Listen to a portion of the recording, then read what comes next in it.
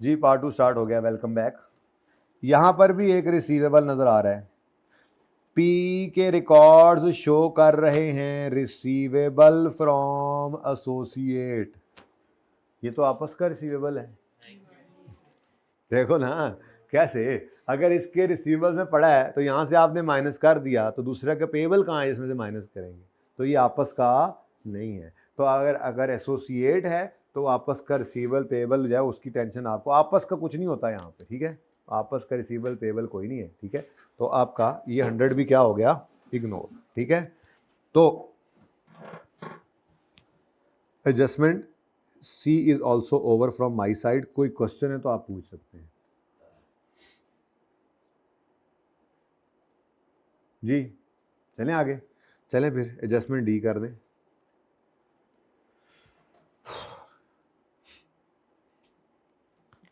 ये बहुत आसान एडजस्टमेंट है। Annual impairment test indicates impairment of 20 million, ये सीधी फिगर ही निकली होती है, letting to investment in AL.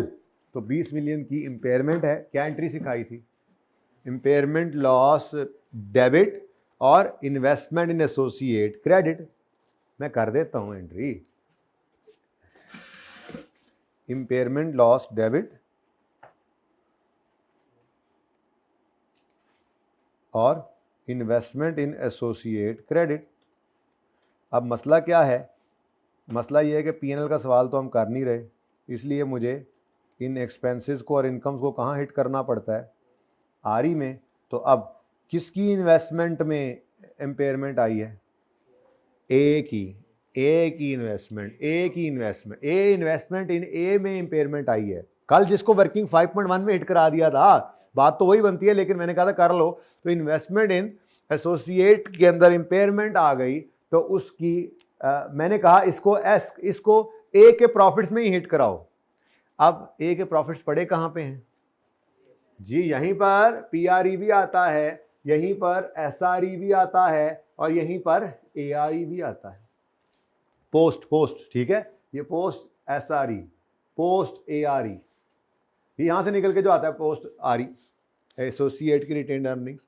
तो अगर मुझे एसोसिएट के प्रॉफिट्स को कम करना है, तो एसोसिएट के प्रॉफिट्स कहां पड़े हुए हैं, वर्किंग 3 में ही पड़े हुए हैं, सीआरई में पड़े हुए हैं। तो इसकी एडजस्टमेंट क्या हो जाएगी, सीआरई डेबिट और इन्वेस्टमेंट इन एसोसिएट क्रेडिट। जी कितने से 20, ठीक है। तो 20 से सीआरई डेबिट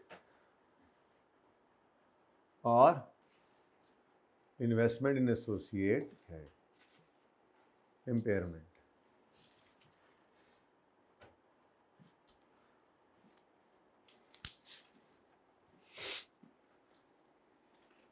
लो जी, बैलेंस शीट का सवाल कर दो जी, एडजस्टमेंट ई। हाँ जी, अगर पेड है तो ये 12 ई है, 12 पार्ट ई। तो क्या करेंगे बैलेंस शीट के सवाल में, इसको इग्नोर। तो सवाल तो खत्म। अच्छा अभी सवाल तो खत्म, जाते हैं ना आगे, सवाल तो खत्म।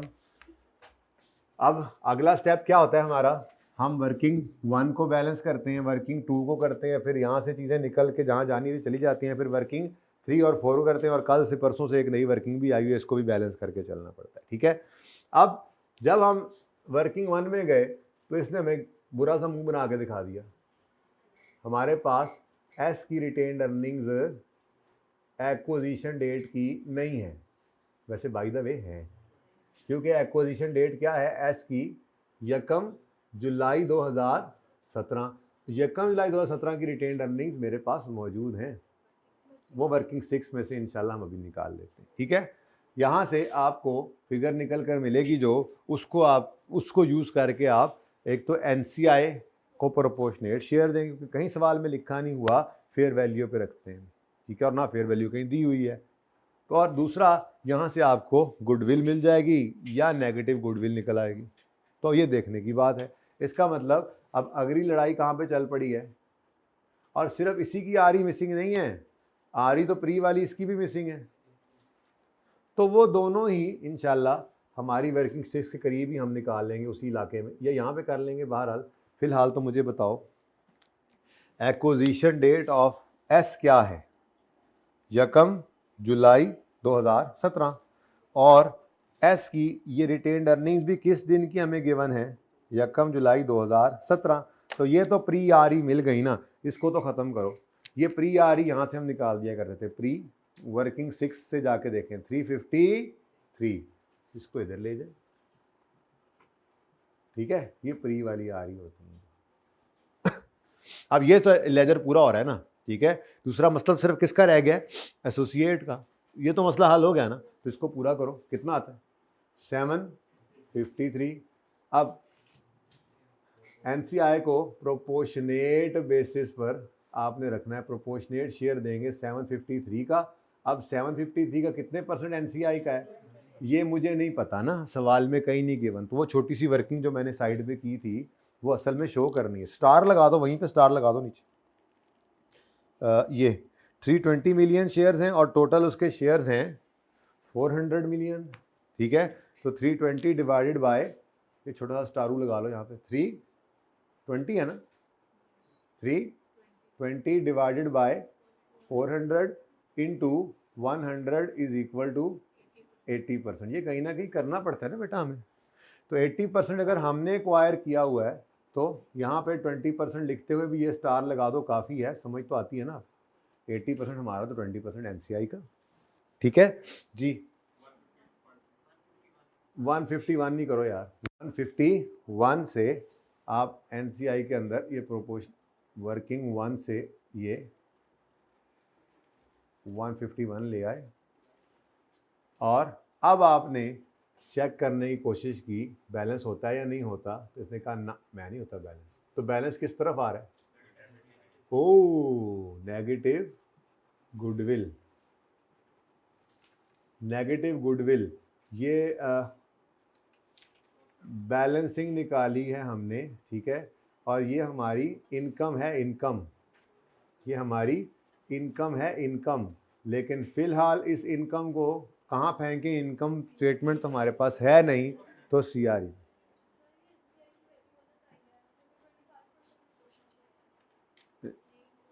नहीं बेटा देखो ना, इधर देखो, इसके टोटल शेयर्स कितने हैं?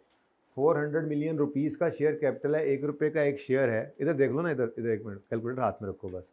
तो 400 मिलियन शेयर्स हैं इसके, ठीक है। अब उसने इनमें से, पेरेंट ने इनमें से 320 मिलियन एक्वायर कर लिए। तो 320 डिवाइडेड बाय 400 ये आता है 80%, यानी हमने 80% एक्वायर कर लिए ना 400 मिलियन में से, समझ आ गई? 320, अच्छा वो एल वाले ले लिए, तो बाकी 80, ये 80 से भी निकाल सकते थे आप। 80 डिवाइडेड बाय 400 इंटू 100 करेंगे तो ये क्या आता है जी? 20, ठीक है। अच्छा जी, तो ये मैं अर्ज कर रहा था कि ये हमारी इनकम है, लेकिन अभी तो पीएनएल है नहीं, तो इस इनकम को कहाँ ले जाएं? सीआरई के अंदर। तो इसको अब जगह को ही सीआरई लिखने की यहाँ ही लिख देता हूँ, सीआरई जी कितना? 477, ठीक है। तो 477 से एडजस्टमेंट अकाउंट डेबिट और CRE credit, negative goodwill working, चलो दे दो यहाँ, वर्किंग नंबर 1 से। ओह जगह खाली रह गई, ठीक है जी, उधर उधर मैंने कहा है जी। अब इसमें कोई एडजस्टमेंट रहती है? चलो कितना बच गया जो सीआरई और एनसीआई में बांटना है, कितना है वो? 840, अच्छा 480, माशाल्लाह 480 पूरा 9 भी है। हाँ तो 9 पर कल बोल देना बेटा, 480 फिर 9, मतलब कोई एहसान करते हैं ऐसे आते हैं। 80%, चुप तुम बोलो मत, तुम तो बात मत करो मेरे से जी। 390,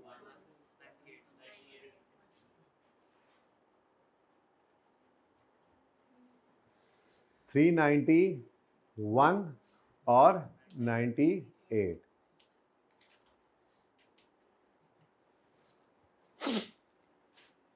ये भी ख़त्म, ये भी ख़त्म। क्लोजिंग बैलेंस बताओ इसका। ओह, वन थिंग वेटिंग में, और ये वन थिंग जहाँ से आनी है वहाँ पे अनदर थिंग वेटिंग में है, और ये वाली थिंग भी आपने निकालना सीखी हुई है। कोई ऐसी थिंग भी नहीं है ये, जैसे कि आप यहाँ पर देख ही रहे हैं, ये एक्विजिशन डेट है आपकी एसोसिएट की 1 अप्रैल, ठीक है। अब ये 9 महीने एसोसिएट हमारी नहीं थी, और उसके बाद ये नहीं बल्कि 8 महीने बनते हैं, 1 अप्रैल, अप्रैल मई, हाँ 3, ये 3 महीने ये सब्सिडरी सॉरी एसोसिएट हमारी बन चुकी है। अब सवाल में उसने क्या कहा, ये देखें जो छुपाया हुआ था, इधर से देख लो, वर्किंग यहाँ वर्किंग से ही देख लो। सवाल में उसने बताया हुआ था हमें प्रॉफिट टोटल कितना है जी, 148। अब जब ऐसा मामला हो जाता है कि आप एसोसिएट को एक्वायर करने जाते हैं, तो मैंने आपको बताया था आपको प्री आर ई निकालने के लिए आपको ब्रॉड डाउन प्लस कुछ करना पड़ता है, ऐसा ही है, ब्रॉड डाउन प्लस कुछ, ठीक है। अब मुझे बताओ कि ब्रॉड डाउन आर ई आपके पास अवेलेबल हैं आज, कितनी है, 224। अब प्रॉफिट कितना है, 148 का कितने %, हाँ 9/12 क्यों करना पड़ा आपको, क्योंकि ये देखो असल में ये इस तरह से है कहानी, ये 1 शुरू हो रहा है जी, ये 1 शुरू हो रहा है, आप देख रहे हैं 140, ओ आगे तो ये हो गया, सुभान अल्लाह, 148 चेक करो। तो इस 148 के आपने टोटे कर दिए, निके निके कर दिए, ताकि आप इससे पोस्ट आर ई निकाल सकें। यहाँ थोड़ी निकालेंगे, तो वहाँ वर्किंग छोटी सी कर देंगे, ठीक है। तो ये कितना आ गया जी, 270 हैं, ये कैसे हो सकता है, वही 224 में, अच्छा जी 3, आपने 3/12 तो नहीं ऐड कर था जी। चलें जी, ये वाला काम यहाँ नहीं करना, ये तो ऐसे ही आपको समझाने के लिए मैंने यहाँ पे कर दी ये बात, ठीक है। ये तो हम वहीं छोटा सा एक फुट नोट डाल देंगे, या यहाँ पे वर्किंग 7.1 लिख दें, 7 पहले ही हो गई है, 7.2 लिख दें, कोई मसला नहीं। वर्किंग 7.2 में मैं निकालने चला हूँ post A R E, post A R E, जिसमें मैंने क्या याद रखा हुआ है जी, ब्रॉड डाउन प्लस, ये आपने पर्चे में कुछ नहीं लिख देना, बस याद हो गया आपको, वहाँ पे कर दीजिएगा ये काम। ये तो ब्रैकेट, ये तो आपने अंग्रेजी लिखनी ना होती। तो ब्रॉड डाउन आपका कितना है, 200, ये आपको कहाँ से मिला, वर्किंग 6 में आपने निकाला है खुद, बगजाते खुद बकलम खुद। फिर प्रॉफिट कितना गिवन है सवाल में, 148 का कुछ, कितना, जब से हमने इसको एक्वायर किया है, ठीक है, वो हमारा अपना है, तो उससे पहले के पैसे दिए जाते हैं। तो प्री कौन सा है, जिसके पैसे देकर अर्निंग्स खरीदी जा रही होती हैं, ठीक है। तो ये क्या आ गया जी, 9/12, आंसर इज 335, ठीक है बच्चों, ये प्री आ गई हमारे पास 335, हाँ सॉरी, तो pre R E, pre retained earnings of A, ठीक है, pre R E of A. तो ये जनाब हमारे पास आ गई 335। अब इस पे क्या करना है, वो जो टेंशन हो रही थी ना परसेंटेज लगाए, परसेंट और लगा लेते हैं। अब पोस्ट आर ई निकल आई, इसमें अब अपनी परसेंटेज लगा दो एंड पे आके, सारा कुछ करने के बाद ना, एसोसिएट के सवाल में सारा कुछ करने के बाद एंड पे लगाते हैं ये परसेंटेज, ठीक है, into 25%, answer is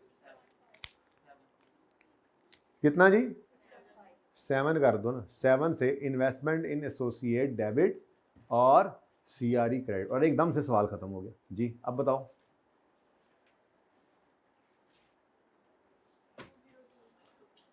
ji, confirm करें, को 2-3 बच्चे कैलकुलेट किया करें।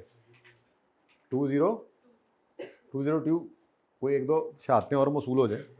2022 कोई एक आदि और कहते बस ठीक है कह दे, यस कह दे, है ना जी। 202 देखा फिर इसका था ना 202, मैंने वहां हाथ रखा हुआ। 2173 और ये क्या आ गया जी 202। अब 2173 तो आपका आ गया इधर, ठीक है। NCI का क्लोजिंग ये कितना आ गया जी 249, और ये 5 अलग थलग खड़ा हुआ है, ये अगले साल खत्म होगा, और ये 4420। इस साइड का तो टोटल भी हो सकता है अब 7847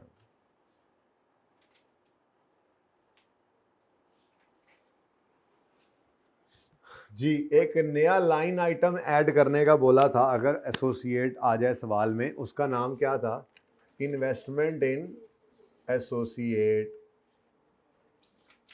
वर्किंग 7, तो आज वो भी हमारे पास है, ठीक है। वो कितना है जी 202, नवा मेहमान आ गया। चलो बाकी सब तो वही रूटीन का मामला है। तो वही बात, सिर्फ ये चीज़ नहीं है और ये वर्किंग नहीं है।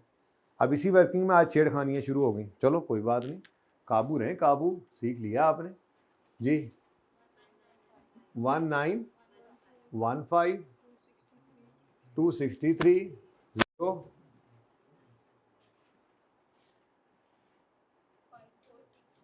54 जी। लो जी, बैलेंस शीट टैली हो गई, मैक्सिमम मार्क्स आप सिक्योर कर चुके हैं। उसके नंबरों की डिवीजन पे नहीं जाना, वर्किंग के नंबर होते हैं, वो वर्किंग आप कर चुके होते हैं ना असल में। PNL को वो ज़्यादा दिए होते हैं उसने, और बैलेंस शीट को कभी कभी कम दिए होते हैं फास्ट पेपर के अंदर, उससे परेशान नहीं होना। मैक्सिमम नंबर आपके आए पड़े। दूसरा इम्पैक्ट जो उसका पहुंचा हुआ है उधर। यहाँ तक कोई मसला है तो बताएं।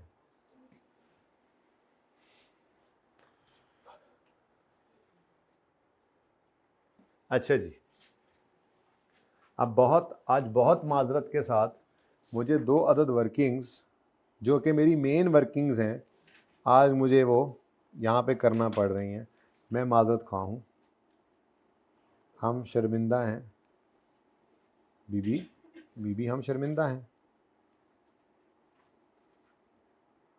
एस प्रॉफिट्स और 5.1 ए प्रॉफिट्स। क्यों जी, ये क्या है भाई? PNL का सवाल शुरू हो रहा है तो P+S करते जाते हैं और एंड पे प्रॉफिट्स को उठाकर इधर। ठीक है बच्चों, शुरू करें सवाल। ओह PNL तो है ही नहीं।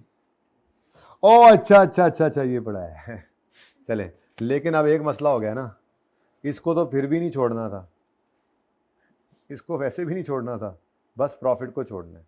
प्रॉफिट ऑफ एस वर्किंग 5 का बासी है और ये 5.1 का ताज़ा है, एक ताज़ा एक बासी। ठीक है, पार्ट 2 शुरू हुआ है ना। चलो जी, ये जी हमारा टोटल सवाल है। तो sales 4480, sales 4480 plus 4200। Next is cost of sales 2690 2940 plus 2940 GP आ जाएगा। उसके बाद distribution and admin cost, finance cost और अदर इनकम, 3 चीज़ें हैं। तो ये आपने लिखवानी है 620 प्लस 290 350 प्लस 80 और 260 प्लस 0। ओ बट्टा लगाना था यार इधर, 9/12 नहीं 3/12 नहीं, वो एसोसिएट का मसला है 9/12 और 3/12, हमारा मसला नहीं है। सारे मसले अब एसोसिएट, तीसरा दिन है, मसले सारे एसोसिएट के हो गए जी। चलें, तो क्या है जी, डिस्ट्रीब्यूशन एंड एडमिन एक्सपेंस, ठीक है, कितना 620,290, ठीक है जी। उसके बाद फाइनेंस कॉस्ट है, फाइनेंस कॉस्ट जी +80। उसके बाद अदर इनकम 260 +0। उसके बाद एक लाइन खाली ना भूलना, ठीक है, बल्कि लिख ही लो, खाली क्या लिखते जाया करो। ये क्या है जी, शेयर ऑफ प्रॉफिट, कल क्या जुमला लिखा था, from associate, from associate working 5.1 से आता है, यहां तो कोई एडजस्टमेंट इसकी होती नहीं, ठीक है। और यहां से हम पहुंच जाते हैं जी प्रॉफिट बिफोर टैक्स तक। उसके बाद इनकम टैक्स एक्सपेंस है 330 जमा 274, 300 लेस इनकम टैक्स लिखा हुआ है सवाल में, उसने नाम वो वही लिखा करो, सवाल में लिखा हो जी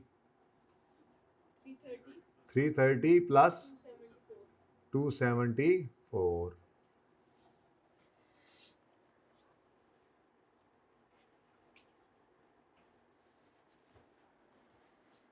उसके बाद हम पहुंच जाएंगे जी इंशाअल्लाहुल अजीज़ अपने प्रॉफिट आफ्टर टैक्स पे, ठीक है जी, जिसको फिर हम एट्रीब्यूट भी करेंगे। यार देखो ना, बैलेंस शीट का सवाल हो जाए तो सवाल के पल्ले कुछ बचता ही नहीं है। आप ये फॉर्मेट बनाने के बाद देखिएगा, सवाल 5-7 मिनट के अंदर फारिग, ठीक है। अब सिर्फ अकेली इनकम स्टेटमेंट मांगे तब भी हम वर्किंग करके, उसकी आदत होगी हमें, ऐसे कर सकते हैं, वरना नहीं कर सकते थे, वरना फंस जाते, ठीक है। तो PAT attributable to parent owners और एनसीआई, ठीक है जी। और यहाँ पे आपने इसको दोबारा लिख लेना है, प्रॉफिट को उसको बांट देना, ठीक है। सवाल तो ख़त्म हो गया। हाँ, P+S तो सारा कर दिया, जो प्रॉफिट्स हैं उनको ले जाने के लिए आज यहाँ जगह नहीं बची वर्किंग की, तो मैंने वर्किंग यहाँ खोली हुई हैं। 616 एस प्रॉफिट, 616 और ए प्रॉफिट्स 148। अच्छा 3/12 करना है, चलो 148 इंटू 3/12 आंसर, हुई। अच्छा जी, जी बोलें। 148 तो टोटल पूरे साल का प्रॉफिट था। पहले इसको 9/12 तो खरीदा था, 3/12 करें जो हमने कमाया।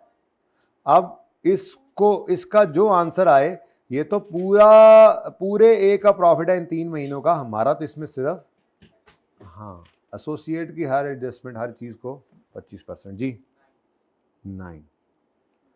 अब डेटा पहुंच गया, सारा डेटा पहुंच गया जी। अब हमने हर एडजस्टमेंट को दोबारा देखना शुरू करना है, और अब देखना है P&L के पॉइंट ऑफ व्यू से। तो सबसे पहली एडजस्टमेंट इनफैक्ट पूरी की पूरी जो है उससे गुडविल नज़र आ जाएगी, और बस बाकी वर्किंग 7 में चला जाना है, और वर्किंग 7 तो बैलेंस शीट आइटम है ना, ठीक है। और बोलो, तो ये गुडविल है या नेगेटिव गुडविल है, तो इससे हमें ये पता लग गया कि ये 477 को अदर इनकम में लिखना है, ये कहीं भूल ना जाए हम, 477, ठीक है। वर्किंग छोटा सा लिख लिया करो 1, ओके। नेक्स्ट, अच्छा जी, उसके बाद एडजस्टमेंट, ये इंटेंजिबल वाली एडजस्टमेंट जो है, ये मैंने वर्किंग 8 की थी पहली। इसमें रेक्टिफाइंग एंट्री ये नज़र आ रही है, एक्सपेंस डेबिट हो रहा है, ठीक है, एक्सपेंस डेबिट हो रहा है। ये एक्सपेंस का नाम क्या था पहला है, तो ये तो सेलिंग एडमिन ऑपरेटिंग एक्सपेंसेस में आना है ना। तो अब मैंने करना है इस सवाल को consolidated statement of comprehensive income के पॉइंट ऑफ व्यू से। तो फिर मैंने आपको कहा कि जी ऐड करें 87 इन, मैं यहाँ पे लिख दूँ ऑपरेटिंग एक्सपेंसेस, और बोलो सेलिंग एक्सपेंसेस, ठीक है जी, वो जहाँ पड़े होंगे वहाँ पे ऐड कर देना। और एक और चीज़ भी हमारी डिस्कशन में आया करती थी कि वर्किंग 5 को हिट करें या ना करें, तो हमने कहा जी यहाँ पर ये SRE टाइप एडजस्टमेंट याद है ना, हिट वर्किंग 5, हिट वर्किंग 5, ठीक है जी। तो ये 3 पॉइंट ऑफ व्यू से हम सवाल किया करते थे। देखो अब बातें सारी वहीं की वहीं हैं। पहला हमने बैलेंस शीट के पॉइंट ऑफ व्यू से सवाल को किया, कर लिया, फिर इनकम स्टेटमेंट के हिसाब से देखें और इस एडजस्टमेंट को दो तरह से देखें, इनकम स्टेटमेंट के फेस पे क्या करना है और वर्किंग 5 को हिट करना है या नहीं करना। अब ऐड कर दो 87 इनकम स्टेटमेंट के फेस पे ऑपरेटिंग एक्सपेंसेस में जाकर, सेलिंग एडमिन में, सेलिंग अगर अलग पड़े तो अलग कर दो। और चूंकि ये एस के इंटेंजिबल्स का मसला था तो इसकी करेक्शन एस प्रॉफिट्स को भी एडजस्ट करेगी, यानी SRE टाइप एडजस्टमेंट है तो ये हिट होगी, तो प्लस 87, ठीक है जी। और साथ ही हिट कर दें वर्किंग 5। आज वर्किंग 5 माजरत के साथ मेरी यहाँ पे है, जगह नहीं बची मेरे पास, तो यहाँ पे 87, ये क्या है जी, ये वो एक्सपेंस है इंटेंजिबल वाला जो इंटेंजिबल में पड़ा था। अब मैंने कहा था आपको, याद हो अगर आपको, कि SRE टाइप ये वर्किंग होती है, तो यहाँ पर 87 डेबिट साइड पे नज़र आ रहा है, तो SRE में भी देखो 87 ही डेबिट साइड पे नज़र आ रहा है, तो ठीक है। तो ये आपने बल्कि ये गलती सही कराई थी, तो ये मैं रेड से लिखता हूँ, ये कौन सा कोई कंसोलिडेशन की एडजस्टमेंट थी, ये तो गड़बड़ थी, सेपरेट फाइनेंशियल स्टेटमेंट्स की एरर थी, तो 87 ठीक हो गया। सेम वही 87 SRE में भी डेबिट हो रहा था और यही 87 एस प्रॉफिट्स में भी डेबिट आपको नज़र आ रहा है, ठीक हो गया जी। नेक्स्ट, ये एडजस्टमेंट अब हमने P&L के पॉइंट ऑफ व्यू से भी देख ली। नेक्स्ट है आपस की सेल परचेज फेवरेट मुफ्त के नंबरों वाली, ये आपकी मुफ्त के नंबरों वाली एडजस्टमेंट होती है P&L के सवालों में, क्योंकि इसमें सोल्ड की फिगर दोनों जगह से माइनस होकर आपको मुफ्त के नंबर दे देती है, ठीक है, और सही है। और उसके बाद बस प्रॉफिट की फिगर भी निकली पड़ी होती है कॉस्ट ऑफ सेल में, ऐड करते हैं, आपकी सही राशि लगी होती है यहाँ पे आके इस एडजस्टमेंट में आके P&L के पॉइंट ऑफ व्यू से, ठीक है। तो मैं ज़रा इनको थोड़ा दूर दूर कर देता हूँ। आप मुझे बताएं जी, P2S सोल्ड वाले 1300 का क्या करना है, सोल्ड वाले 1300 क्या करना है, रिड्यूस क्या लिखते थे, डिडक्ट, ठीक है, deduct from sale and cost of sale. और 42 से क्या करते थे हम, कहते थे जी इंक्रीज कर लो कॉस्ट ऑफ सेल बाय 42 और हिट वर्किंग 5 ना, पेरेंट ने कमाया है ये प्रॉफिट, तो डू नॉट हिट वर्किंग 5। कुछ चीज़ें आसान होना शुरू हुई हैं, होती जाएंगी इंशाल्लाह जी। तो 1300 ट्राइएंगल आ गया, ट्राइएंगल 1300 सेल में से भी निकालो, कॉस्ट ऑफ सेल में से भी निकालो और 42 को ऐड भी कर दो और वर्किंग 5 को हिट नहीं लगानी, S2P होता तो लगती। अच्छा वैसे एस प्रॉफिट में एक ही एडजस्टमेंट आई थी, SRE में तो एस प्रॉफिट भी एक ही है, चलो खैर हमने तो, हमारा काम है हर एक को देखते जाएंगे जी। लो जी P2A है तो इसको डिडक्ट कर दें, इसको कुछ करें, इसको कुछ करें, इस 10 को ही पकड़ें और इस 10 का क्या करना है P&L के सवालों में, बोलो किसने बेचा, किसने प्रॉफिट कमाया, P का प्रॉफिट तो P&L के फेस में नजर आ रहा है ना, सेल लेस कॉस्ट, वहीं पर कॉस्ट ऑफ सेल को बढ़ा ले। और अगर ये A to P होता तो हम कहते किसने बेचा, किसने प्रॉफिट कमाया, A का प्रॉफिट पड़ा है वर्किंग 5.1 में, तो वहां पे डेबिट कर देते, ठीक है। जरा ध्यान से, आराम से, सुकून से, तसल्ली से, तेजी नहीं करनी यहाँ पे, ठीक है, वरना सारी कंसल्टेशन की मेहनत जो है ना वो दरी की दरी रह जाती। बच्चा कहता हो जो समझ ही नहीं आई, हुआ क्या, एसोसिएट जब से है, बच्चे क्या करते थे, एसोसिएट जब से है समझ नहीं आ रही, तो मैंने ज़रा सही इसको आराम आराम से अब रगड़ा लगाना है, आप तरले करेंगे तभी आगे जाएंगे। अच्छा जी, स्लो पॉइजन नहीं है ये, अभी तो ये तो चढ़ चुका है अभी ये नशा जी। चलें जी, अब इस 10 को क्या लिख रहे थे जी, इस 10 को ऐड कर दो या इंक्रीज कर दो, वही increase cost of sale by 10 और एस का कोई ताल्लुक वास्ता नहीं है, पी और ए की बात हो रही है, ठीक है। तो कॉस्ट ऑफ सेल में 10 बढ़ा लो, ठीक है जी। 1 बाय 1 एडजस्टमेंट्स देखते जा रहे हैं, ये सही तरीका है, दोबारा सवाल करने आता है लेकिन टाइम ही लगता है इसमें, ठीक है। अब आपस का रिसीवेबल पेबल तो बैलेंस शीट का है। इम्पेयरमेंट हुई है और 20 मिलियन रुपए की इन्वेस्टमेंट इन ए की इम्पेयरमेंट आ गई है, यानी इन्वेस्टमेंट इन ए इम्पेयर हो गई है कितने से, 20 मिलियन से। तो इस 20 मिलियन की एडजस्टमेंट जो है वो अगर आप इनकम स्टेटमेंट के पॉइंट ऑफ व्यू से देखें, ये मैंने जो बात की हुई है अभी यहाँ पर, ये बैलेंस शीट के पॉइंट ऑफ व्यू से थी, ठीक है। तो ये स्टेटमेंट ऑफ फाइनेंशियल, वो भी कौन सी, consolidated statement of financial position के पॉइंट ऑफ व्यू से बात की थी। अगर अब मैं बात करूं consolidated statement of comprehensive income के नाम से, पॉइंट ऑफ व्यू से, तो क्या करना चाहिए जी, डबल एंट्री तो अब करनी नहीं, क्या करना चाहिए जी, एक लॉस है, लॉस, वो लॉस है ए से रिलेटेड, ए से रिलेटेड, तो ए के प्रॉफिट्स को हिट कर दो।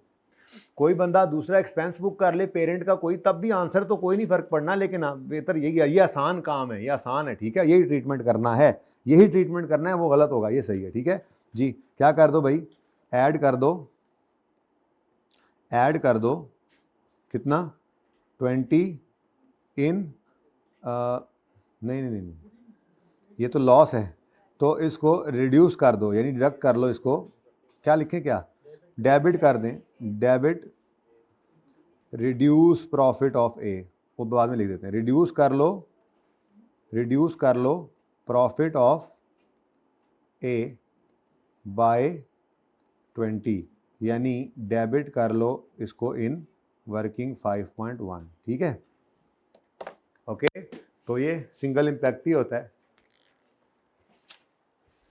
वर्किंग 5 इधर ही है और 5.1 भी इधर ही है जी। तो बच्चों बताओ, ये 20 रुपये क्या है, इम्पेयरमेंट इन इन्वेस्टमेंट इन ए, इम्पेयरमेंट हो गई है किसकी, इन्वेस्टमेंट इन ए की, और इसको ऑलरेडी परसेंटेज, इसको परसेंटेज नहीं लगानी, है ऑलरेडी उसी हमारे हिस्से की इम्पेयरमेंट होती है, ठीक है। इसका भी कोई ताल्लुक नहीं है एस के साथ।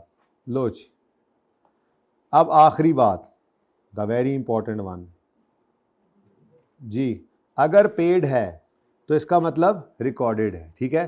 तो मैंने इसका असूल आपको क्या बता दिया है कि अगर इफ रिकॉर्डेड बाय पी है, इफ रिकॉर्डेड बाय पी है तो फिर डिडक्ट करो फ्रॉम अदर इनकम, ठीक है। ये सारी कहानियां आपको पता है, आज तो बस ये कंक्लूजन है, यही करते थे ना बच्चों, एस का भी और ए का भी, इफ रिकॉर्डेड बाय पी, बेटा यहाँ एस, इनकम स्टेटमेंट का सवाल करते हम कहते थे अगर पेरेंट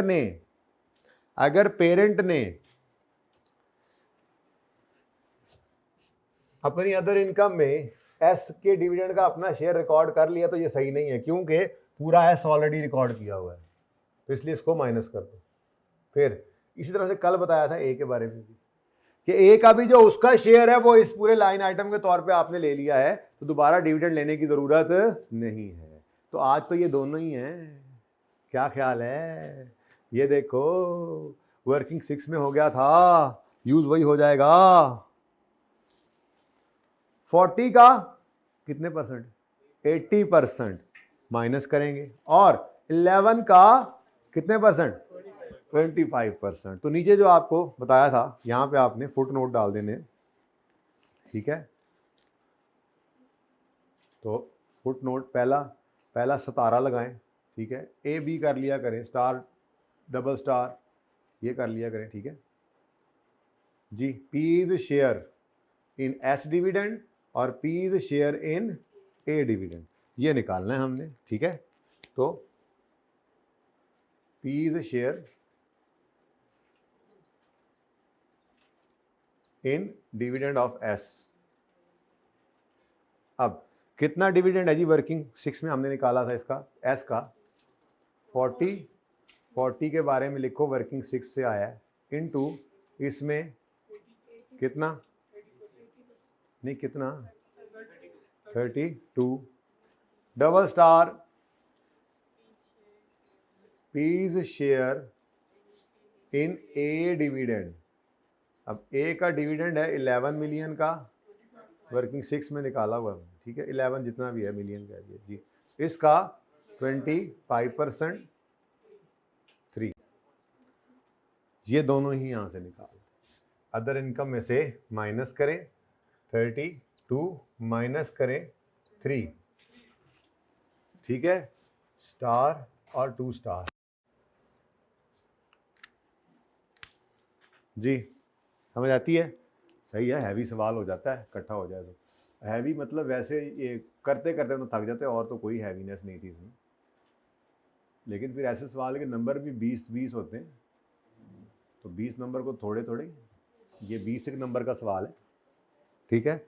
चलें जी, शुरू करें। 7, जरा ऊंचा बोल दें। 7380 4382, ये एक जीपी है। 2998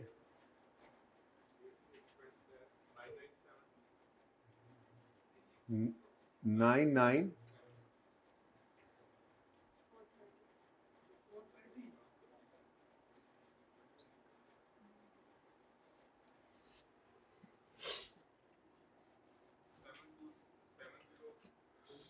7 अदर इनकम है, और एसोसिएट के लिए अब वर्किंग 7 पे पहले जाए।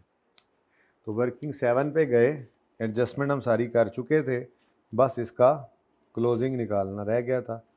तो इसमें कोई नहीं CRE NC, हम खुद ही ये बस ये हम अपना ही शेयर लेके चल रहे थे यहाँ पे जी। बोलें ओ, तो कोई बात नहीं, इधर देखना ज़रा, देखना ज़रा, देखना ज़रा, सॉरी, हम माजरत खां हैं, आपका मतलूबा नंबर इस तरफ आज नहीं आ रहा, कोई गल नहीं, इस तरफ से ही बताओ जी।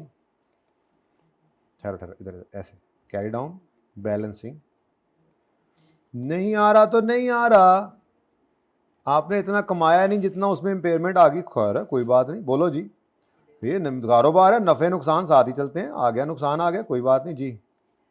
11, लेकिन अब इसको जब आप फेस पर लेकर जाएंगे तो ये आज इनकम की बजाय, तो रोज़ कोई छोटा सा ऐसे मसला हो जाता है। देखो, कॉमन सेंस का दामन हाथ से कभी नहीं छोड़ना, कॉन्सेप्ट अगर आपके पास है तो ये बात आपको ना भी कराई जाती तो कॉमन सेंस यही इधर ही ले जाती है। आपको एक लॉस बुक हुआ, इतना लॉस बुक हुआ कि जितना प्रॉफिट हमने अभी तक इन 9 महीनों में कमाया था नज़र आ रहा है, वो उल्टा लॉसेज में चला गया। उल्टा हमारी इन्वेस्टमेंट क्या हो गई है, इतनी गिर गई है कि प्रॉफिट को भी नीचे लेगी, लॉसेज में लेगी, ठीक है, पोस्ट के इस अरसे में। तो 11 रुपीज़, इधर देखो 11 बिल्कुल वैसे ही वर्किंग 5.1 से आया, बस आज ये क्या हो गया, माइनस, ठीक है जी। 2262 माइनस करो इसमें से टैक्स 60 और पैट 16, चलो अब फटाफट इसको एट्रीब्यूट करो 1658 को, ये तो आसान काम है। ये भी सरप्राइज मिला है ना 11 वाले लॉस का, हाय हाय, चस नहीं आ गई।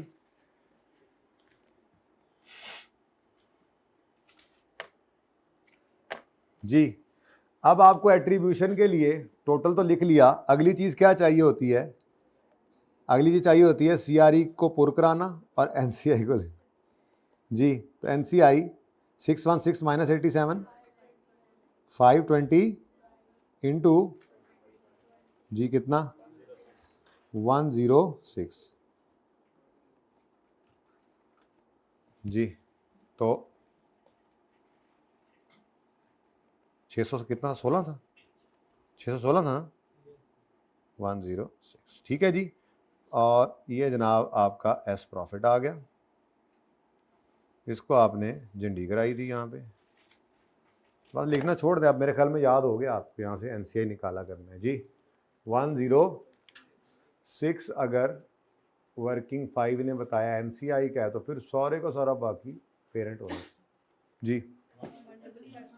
1 2, ठीक है जी। अब आज सिर्फ आधा घंटा पढ़ना है आपने एक्स्ट्रा, वरना कल कंफर्टेबल नहीं रहेंगे, मेरा ये मशवरा है। जो इजीली आ सकें वो आ जाएं, वरना कोई बात नहीं, वो घर पे बैठ के भी ले सकते हैं। एक क्वेश्चन कराना है छोटा सा मैंने, ठीक है, वो क्वेश्चन में OCI आना है पहली बार।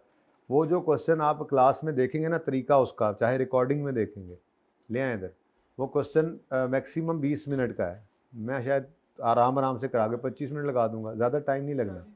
लेकिन वो क्वेश्चन आपने 3 बार घर पे फिर करना है, कल की क्लास से पहले पहले।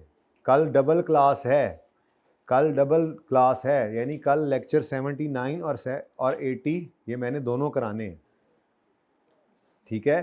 तो अगर खुदा ना खास्ता उस वक्त मैं सवाल कराऊं और फिर वो सवाल आप पे पहली बार ही छोड़ दूं तो थोड़ा सा मसला होगा।